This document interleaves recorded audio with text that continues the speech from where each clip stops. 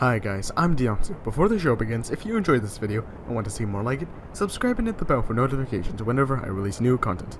So without further ado, let the show begin. The Overworld, the home of the player and also kinda boring, because after a while of adventuring, the Overworld can become a bit bland, with even rare biomes and structures blending together. So to combat this, I've decided to showcase a few mods that make the Overworld a more interesting place. So, without further deliberation, let's begin. Let's start simple with Tumbleweeds, a small mod that adds the aforementioned rolling balls of fire starter into the game. These tumbleweeds spawn from dead bushes all around the world, and if destroyed can drop various items like random garbage, small goodies, and valuable materials. Bayou Blues is a mod by Team Aurora that adds the Bayou, a swamp-like biome teeming with endemic life into the game. So, let's dive down into it. Native to the bayous, cypresses are relatively tall trees that possess a vibrant green wood. Often they're adorned with beard moss on their leaves, and pointy bits of wood known as knees around them. However, most interesting are gooseberries. Now, following several interrogations of upgraded aquatic geese, I've come to learn that gooseberries grow off of cypress branches, and can be used in several food items. The bayous host many unique and endemic flora, like giant ferns, lilies, and algae, which can also be turned into thatch. As a final note, like any good and respectable mod, Bayou Blues also has a variant for the slabfish of environmental. Desolation is a mod for Minecraft 1.16 that adds the Charred Forest, a wildfire-ravaged biome, into the game. Now, before I begin, I will mention that I'm reviewing the Forge version, which is not as complete as its Fabric counterpart, and thus some features may be missing or not covered due to them being non-functional.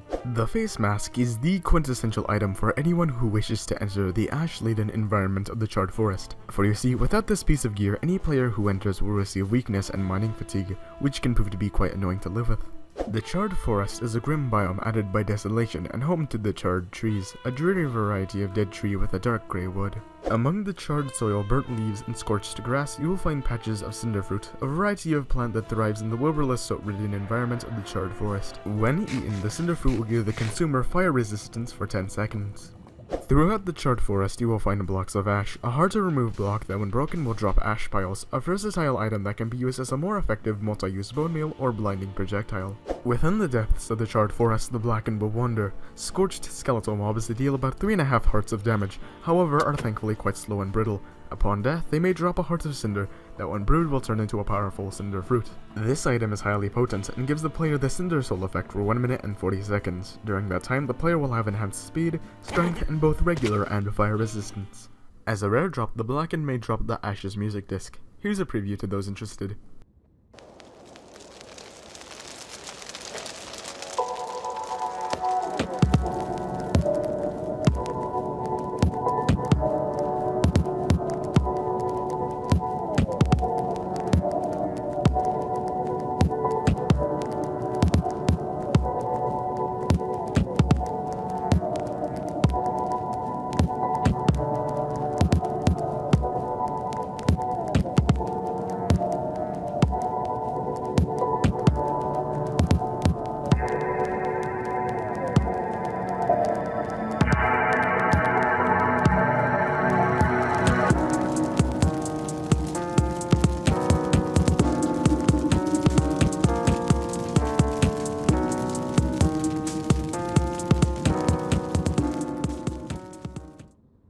Atmospheric is a mod by Minecraft Abnormals that adds 2 new biomes to the Overworld while also improving on pre-existing biomes. So without further deliberation, let's begin. Native to the dunes, a lush desert-like biome with countless variants is the yucca. This tree has thorns for leaves that deal a surprising amount of knockback, and the yucca flowers that grow on it are no better. If you turn this thorny prick into a plank, it will show its reddish-brown wood. While cutting it, you should also mind the yucca bundles that grow off of its branches. They're somewhat of a falling hazard, however are with the trouble since they do drop yucca fruit. These fruits can be turned into food products, most notably the yucca gateau, a cake-like food that when eaten gives the consumer the persistence effect. When this effect is active, the user will become faster the hungrier they become. As a side note, yucca trees will also generate in the desert biome. Ah yes, the barrel cactus. A seemingly innocuous plant, the barrel cactus's life cycle is unique. Instead of growing in height, this cactus will grow in block sizes, starting off barely a dozen pixels away from an endermite and growing to the size of a whole block. However, what truly makes this cactus insidious is the fact that not only does it prickle you like most dune plants, it will also slightly poison you, adding insults to injury. The aloe is yet another thorny plant in the dunes biome. However, unlike the previous two, which give a great deal of harm, the aloe only gives a regular deal of harm. For you see, when eaten, aloe leaves will give the consumer the jolt effect that not only puts out any fire affecting the player, but also limits any incoming fire damage along with boosting regeneration.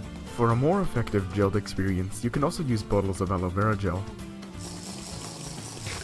You know what? That was significantly better than I thought it would be. However, as a fair warning, don't overdo it. If you think taking an aloe gel bath is a good idea, you'll be sorely disappointed when you experience the poisoning effect of aloe gel blocks.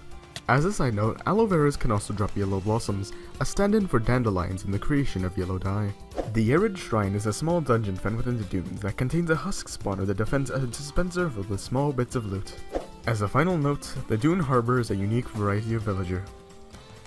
She has a nice hat.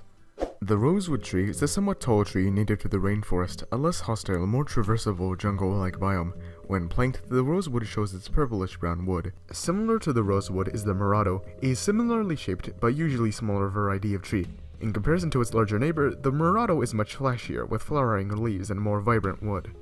Passion fruits come from a variety of hanging vine that is seen usually growing off of trees in the rainforest. When eaten, not only do they replenish a bit of hunger, but they also give the spitting effect, that when active causes the user to spit out disturbing amounts of seeds. You can surround a passion fruit with 8 gold ingots and a crafting table to create a gilded passion fruit, which takes the spitting effect to a new extreme.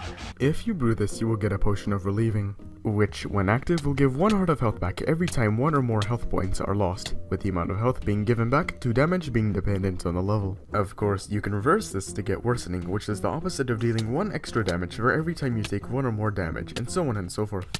As a side note, you can create a passion vine coil, which functions as a projectile capable of creating a rope ladder of vines.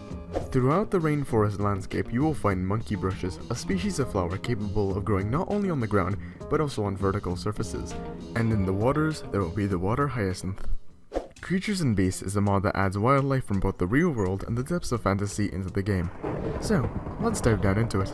The little grebe is a small bird found in the rivers of the world. They are mostly ambient and can be bred with fish, and once bred, their babies will not only follow their parents but also hitch a ride on their backs. Sporelings are mycelial creatures found all throughout the world. There's the passive variety that live around giant mushrooms, which are capable of removing the curses off of items at the cost of durability. The neutral species that live in the warped and crimson forests. And the hostile deranged form of the Overworld sporelings that became twisted by the nether. These mobs do not drop anything on death, and thus the destruction of sporelings is not required. Endemic to the swamps, lily tads hide in the shallows and disguise themselves as lily pads. They do this job pretty well since the player is capable of standing on them. If you're feeling hungry, you can shear the lily tad of their flower and then eat it, hopefully not in front of them, but still. Cinder shells are passive residents of the nether wastes. Upon death, they can drop a shard of their shell, which can be used as fuel for a furnace. For a less cruel interaction, you can breed cinder shells with warped orchums and fungus, and bucket the babies in lava for transport and safekeeping. Within the confines of jungles and deserts, you'll find lizards. Friendly little creatures, sometimes they will spawn in sad, with closed eyes, however can be cheered up through apple slices. If you want to safely bring your reptilian friend on adventures, you can pick them up in item form through a net, and with colors varying from dull tans to resplendent multicolored, there's half a cran box of lizards to find. I ate half the cran. In the heights of the mountains you will find the Yeti, a dangerous beast yet caring parent. The Yeti while alone is neutral, however when accompanied by its kids will quickly turn hostile and rip any player unlucky enough to cross paths with it in half. Just to show you the destructive power of adult Yetis, I've decided to talk to its kids for your information and or entertainment. Alright. Aren't you just a bunch of adorable, cute little indeterminate monkey monsters, eh? Yep, I cannot see anything how this could go. So yeah, facing on a Yeti will be more than a challenge, but if you manage to slay one of these creatures, it will drop a Yeti hide, which when paired with an item in an anvil will buff its protection stat. For another less unethical interaction with the Yeti family, you can present the parent a melon slice. This will cause the Yeti to trust you and even feed its children melon slices. Autumnity is a mod by MC Abnormals that adds a multitude of autumn-themed biomes into the game. So, let's begin. Maple trees are a widespread species of tree with colors varying from verdant greens to autumn reds, found in, but not limited to, forests, pumpkin fields, and red-spotted taigas. These trees have a pale orange wood that when stripped may occasionally be sappy, and the sap on it can be harvested with empty bottles. Throw these bottles of tree milk into your preferred cooking device and soon you'll get maple syrup or Canada water if you know the truth. A tasty food item that can be used to create pancakes, or if you're more vexillology inclined, a maple leaf banner scroll.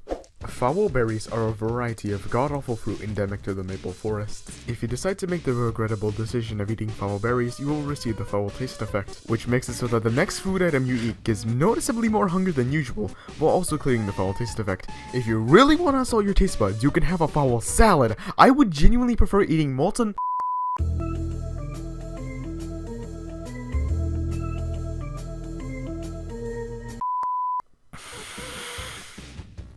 but still, it may be worth the foul taste too for some bolder players. Pumpkins and jack-o'-lanterns have received an expansion by Autumnity, with there now being soul and redstone jack-o'-lanterns. In addition, pumpkins can now reach obscene sizes of 2x2, and yes, can still be carved. As a side note, if you have Energetic expansion, you can also acquire Endfire jack-o'-lanterns. Turkeys, somewhat unassuming birds, they are actually neutral and capable of laying a smackdown on players foolish enough to challenge them. Upon death, they will drop a whole turkey and feathers, while the player drops several liters of blood and their dignity. There are two ways to cook and eat this damn thing. You can disassemble the turkey and cook and eat it piecemeal, or get the whole turkey, cook it, place it down, and then eat it in block form like some deranged meat cake. If you are mental enough to farm these, what you must do is breed them with foul berries. In addition, if you have environmental installed, you can find turkey nests throughout the world. Snails are peaceful, albeit somewhat shy residents of the maple forest that will bunker down into their shelves if presented with something that is not a snail. If fed any variety of mushroom, they will, for a short time, leave behind a trail of slime that can be crafted into blocks of snail slime, which functions similarly to regular slime blocks. Alternatively, this slime can also be brewed into potions of extension, which, while active, make all incoming effects last longer than usual. Now, in order to breed these cute mollusks, what you must do is feed them mushroom stew. When the baby grows up, it will drop a piece of its shell, similarly to how turtles grow up. These shell pieces can then be assembled into a set of blocks, a banner scroll, or a unique chestplate that gives resistance 3 and plus 10 knockback resistance to the wearer on crouch. As a final note, keep snails away from pillagers. They seem to have a particular dislike of them. Within the maple forest, trouble brews, for you see, witches have made home there and seem to do strange experiments with pumpkins and snail slime. However, within the attic you may find a chest of biome-themed loot. This show's gotta come to an end. So, if you enjoyed this video and want to see more like it, don't forget to like, comment, subscribe and hit the bell. This is your host Diansu,